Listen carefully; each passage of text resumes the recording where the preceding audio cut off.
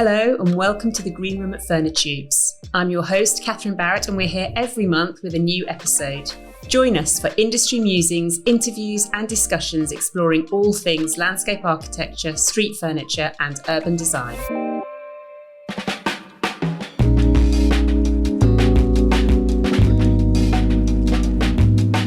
As the sun is shining, I'm really delighted to be joined by Claire Hobart, Senior Associate Landscape Architect from Grant Associates in Bath, to discuss the impact of COVID on our cities. In May, Claire wrote an excellent article on the World Landscape Architect blog about green urban landscapes and what lies ahead in a post-COVID world. And in it, she writes passionately for the need for green spaces in towns and cities that can be accessed by all. So proper public spaces, not privately owned public spaces. Claire, thank you for joining us. Are you at home today? I am, yes, working at home. What have you enjoyed most about being at home? For me, I think it's just allowed a little bit more balance with family life. I think that's probably one of the biggest pluses for me over the past 18 months as a mum. I miss the collaboration a little bit with colleagues in the office as well. So it's nice to find a balance, I think, hopefully. Are you planning to go back sometime in the office and sometime at home? I think that just remains to be seen. I think plans are still being looked at to find the best model. Leads on to all the discussion that's been going on around what a post-COVID world looks like, especially in our industry of landscape architecture. How do you think the public's view of outdoor space has changed since COVID?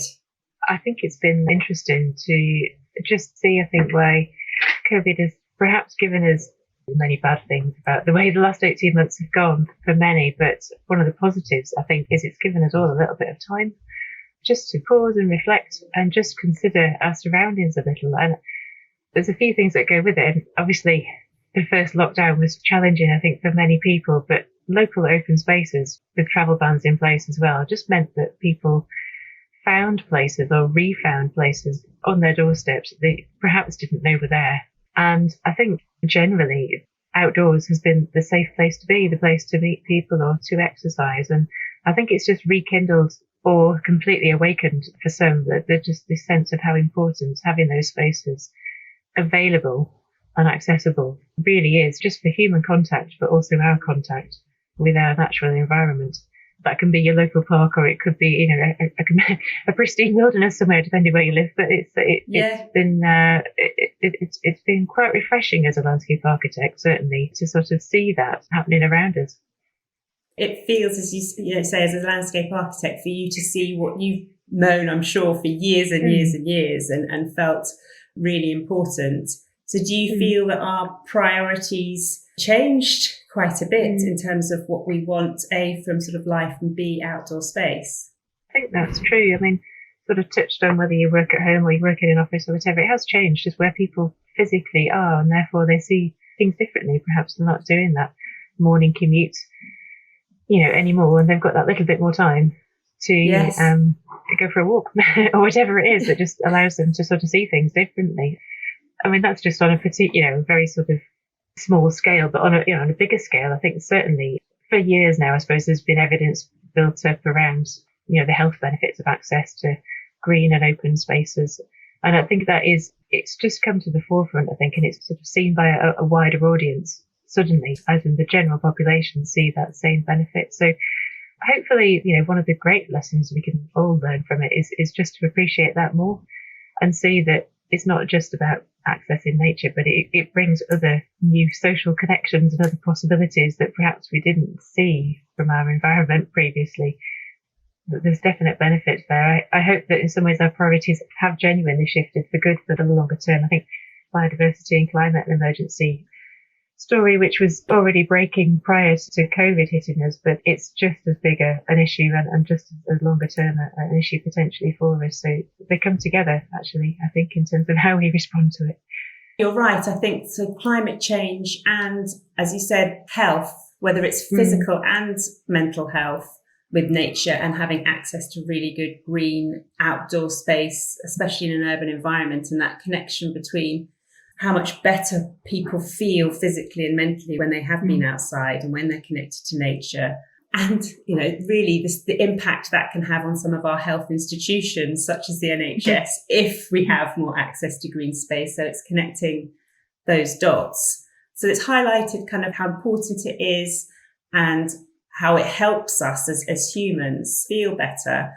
But it's also highlighted this kind of disparity or large disparity in access to really good quality green space in the urban environment, particularly, and with particular groups. So what is the inequality? And we hear talk about the green space gap. What is that?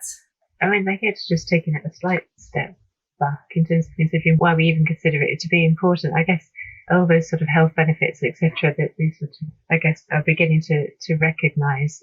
It's also just taking a step to understand, well, in order to appreciate something, you kind of have to know it's there and to care about it. And if we want to sort of care for our environment, how do we foster that sense of belonging and ownership, and for everybody actually, and make it more of a democratic resource? How do you ever really truly appreciate nature if you don't really have any personal proximity or have any sense of any connection to it? So there's a big question for us all there as to how we can better engage with it.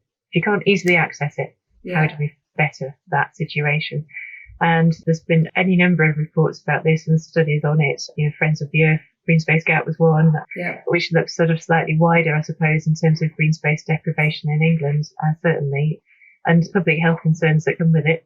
Within that, there are communities in certain communities or postcode areas which really sort of stand out as really lacking in any access to green or open space. And that can be a physical lack of green or open space. There are also potentially barriers within a community, which mean that even though the space may not be there, it could be a physical barrier to getting to that green space. Or beyond that, there are cultural barriers too, or perceived barriers. And I think, talking to people, that sort of community engagement and sort of in planning any new spaces, just trying to understand what the issues are so that there can be solutions to it, are kind of key to that, really. It almost feels like we've gone full circle in a way, you're going back to the Industrial Revolution when people first moved to cities, and that sense of realising that really the benefits and that bit of green open space is vital to people's health and well-being. Somehow we've lost it down the way a little bit in some places, and really need to sort of consider how we reimagine it really for the wider population. More specifically, within London, there's been, just as an example, and I'm sure there are other studies out there too, but the Sustainable Development Commission has looked at just the quality of life, I suppose, and living for London's population, and how green spaces and a sort of a green network are really key to that. And beyond just access to green spaces, it's what those spaces do in terms of city environment and, for recreation, but also for urban cooling or flood containment or even food growing. The opportunities are there. But what's been revealed by some of those studies is the massive gap, actually. The amount of green space that is within a city, it can be massively inaccessible to large parts of that population. The facts and figures are there in their studies, but fundamentally flags that we need to do better. So it's not just more green space, it's where it is, how accessible it is, and have we considered it's not just putting it there, but how will it be used? How will the community be engaged? Does it provide what the community needs, whether it's access culturally, being able to get to it? Those all need to be considered, as well as the funding for it.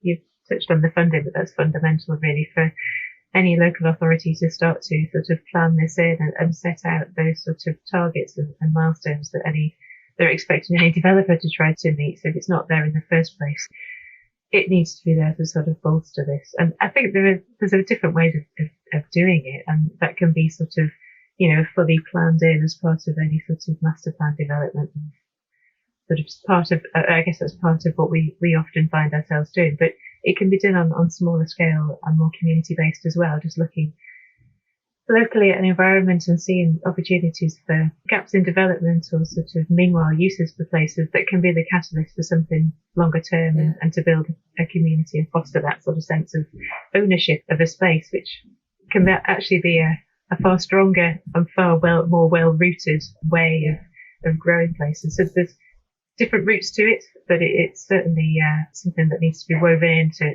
I think now, everything that we try to do. You're in such a great position now.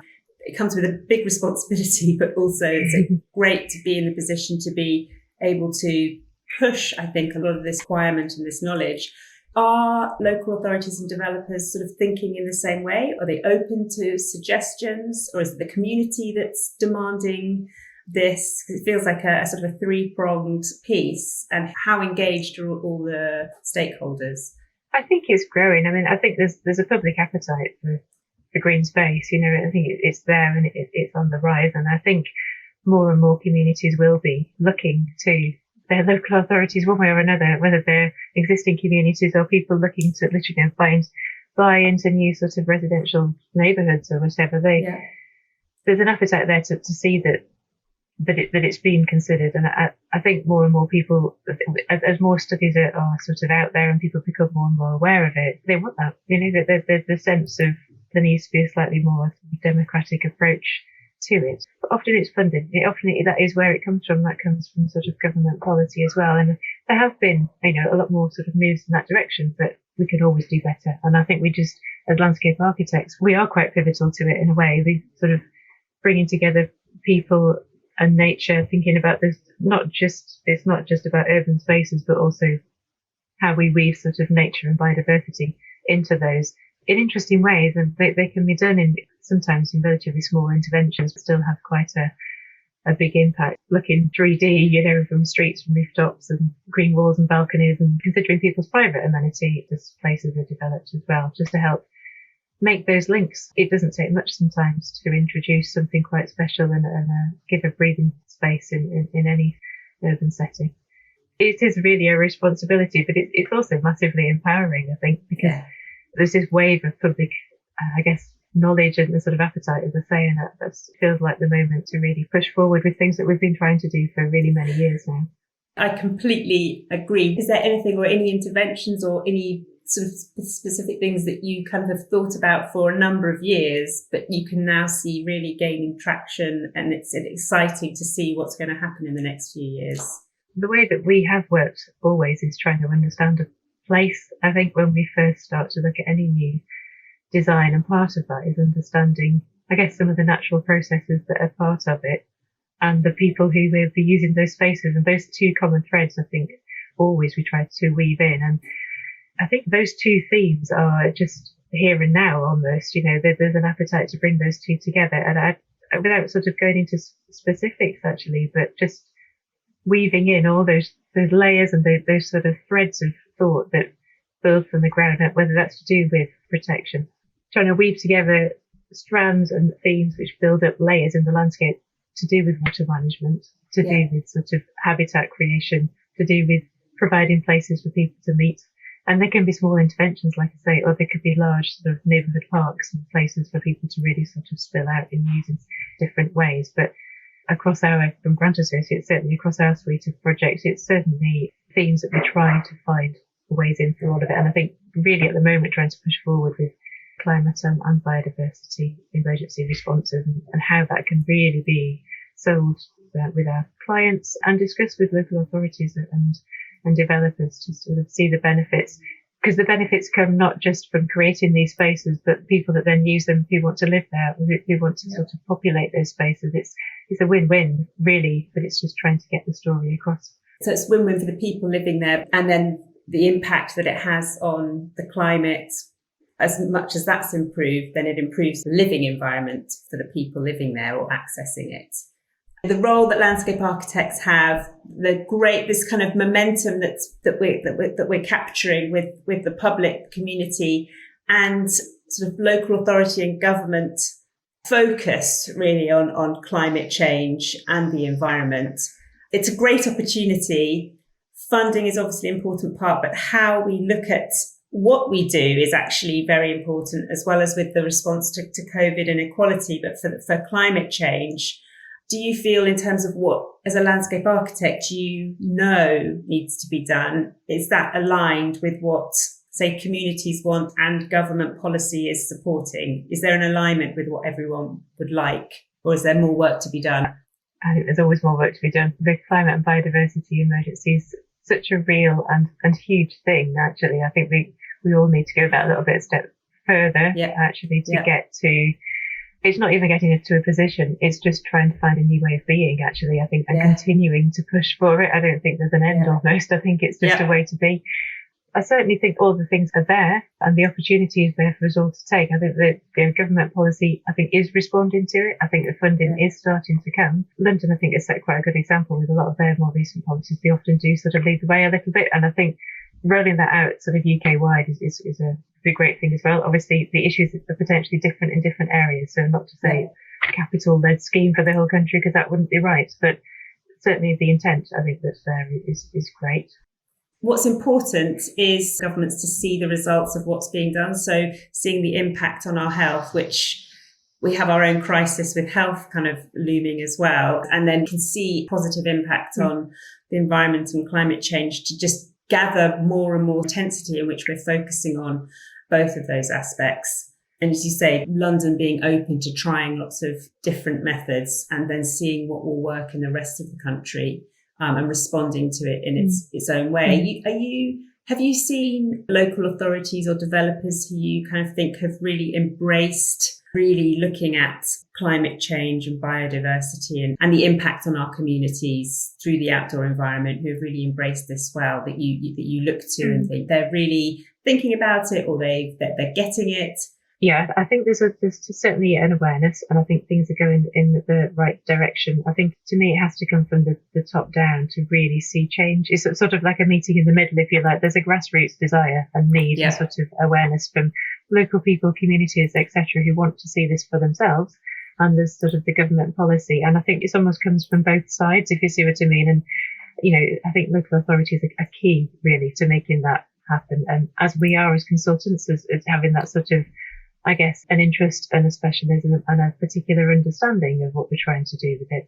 And I think many developers are becoming more enlightened, but I think that they obviously are also responding to their own commercial world. And I think the funding is a big part of being able to steer that ship, because it's fairly hard, I think, to point a finger at big, nasty developers, because they're often responding to the climate they're working in. And I think influencing that is key, actually. And that's how you start to see real change.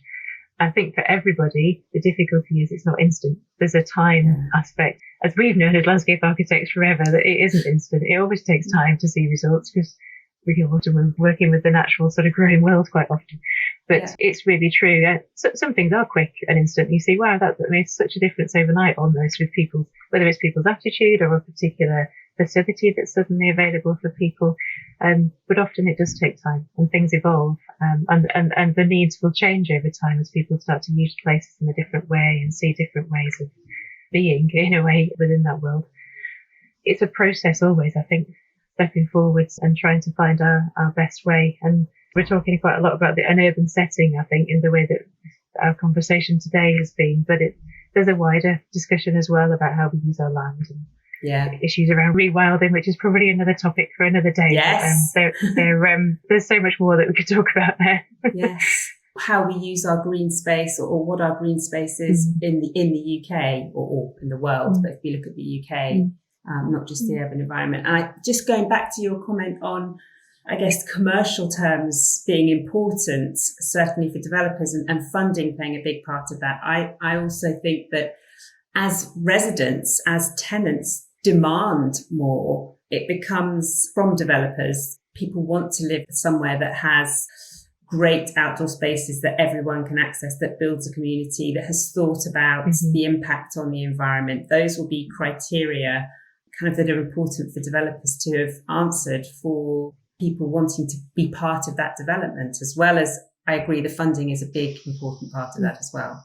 The benefits of sometimes small interventions that can grow into something else, I think that can be seen, whether that's local communities who want the same as a neighbouring community, they've got suddenly found a way to sort of engage better or realising the benefits of something, or via developers, as you say, that they have to respond to their clients, in effect, people who are perhaps buying houses or moving into premises and want a certain thing. So it's all positive, and I think it's a bit of a groundswell in that way, isn't it, that can be a really positive sort of push for change. I think we all need to keep that in mind. I think whether COVID has brought it to the fore, or the climate biodiversity emergency sort of in parallel has brought it to the fore in people's consciousness, but I just hope we can keep that same energy, I think, in trying to push forward to better things and make changes. Completely agree. And really, it's great that there is so much more awareness on both the climate emergency as well as our sort of health emergency. The climate emergency being super strong, I think it's a wonderful opportunity, a really privileged position to be able to help bring everything together and use your knowledge and your experience and probably things that you've been wanting to do for years, bring them to the fore. So what can landscape architects or the industry, what can we do to help first sort of capture the momentum, but also keep it going and build on it? What can we do? Yeah, there is an opportunity, I think, for landscape architects to do something that we haven't always been brilliant at, which is just a bit of self-promotion, really, and trying to get the story out there as much as possible. We span such a wide range of individuals and specialisms and depth of knowledge in terms of what landscape architecture really is, from land managers down to sort of high-end city sort of landscape designers and so on. And I think within that breadth of knowledge, I have to say if you like, the delivery industry that goes behind that, the landscape contractors and so on, that are all part of that same supply chain to an end result when we look to sort of create a new landscape. That depth of knowledge, that possibility in terms of bringing an expertise and a specialism to how we deal with designing new places, new spaces is really fundamental. And I hope that we can sort of get that story out there now that there is this, I guess, wider sense of why that might be important. And we can sort of capitalise on a movement which seems to be there and push forward with what we know and what we've been trying to do for a long time. But sometimes that's about lobbying the right people and getting the voice back up the chain towards government. Yeah. Sometimes that's about empowering people who perhaps wouldn't know quite how to go about it, but they know they have something that they want to say, and talking to local communities and so on in doing that. So it goes both ways, and I think we are sort of in the middle of that and in quite a unique position to make a difference. I hope we can push forward on that basis. I think it's a really exciting time to feel that the impact, for you it must be, and certainly for us, the impact that what you do, how much of an impact it has, and that people are recognising that, how important our outdoor space is, and it isn't just this place that we use to get from A to B. It's actually a place to spend time in that really impacts from an individual's quality of life to the health of the entire planet. It's huge. It's about making sure that people start to understand their choices a little bit in terms of how they go about, allowing people to make good choices as well in terms of how they might go about certain things, and whether that's moving between places and making sure there are sort of good, sustainable options for people to use to move, both for health benefits and the health of our planet, i.e. not necessarily driving, but ways to move and ways to connect. But it's also just to say, I think it isn't a case of one size fits all or one model fits all, because the beauty of landscape is that every place is different, and the response to that place is really important as to how we start to plan it and how we think about how those places are then interconnect. It goes from the macro, down to the micro scale every time. And I think that as we work, we are always sort of oscillating between the two, because there's always that connection in the bigger picture down to the very specific point about a particular place that you're trying to benefit. It's what we've always done, but I think that there's now the opportunity to really showcase that as much as possible. It's really exciting, and I can tell that you've got some really cool projects that you're working on, and I can also see that it's great to have your work even more appreciated, and hopefully more so in the future, and the impact it has on everyone else. Certainly lots going on. And I think based in the UK, we will at UK work, but we have done quite a bit of work overseas with the Singapore office, and has been established for some time now as well. And one thing that we found with working overseas was just trying certain sorts of ground rules that I think we almost took for granted, that really amazing to see developing overseas, and obviously other thoughts from overseas that feed back the other way as well. So sort of, if you like, spreading the word, but also learning from our experience with it has been a really important part of our journey, I think, as an office. Thanks so much, Claire, for joining us today to talk about the impact COVID has had on our cities. We've talked about how the public's view of outdoor space has changed since COVID and how our priorities have changed. And we've talked a bit about the green space gap, so inequality in access to green space, especially in the urban environment. Well, that was a really interesting discussion.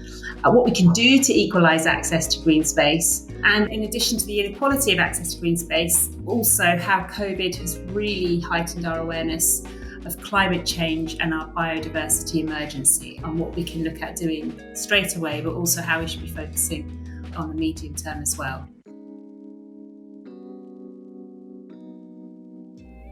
Everyone, please join us next month as we interview Simon Pitt-Keithley, CEO of Camden High Line, as we discuss this exciting new project that has engaged with the local community to provide access to new green space to over 20,000 local people. We talk about the project, the vision, and the competition to find the team to design the new High Line.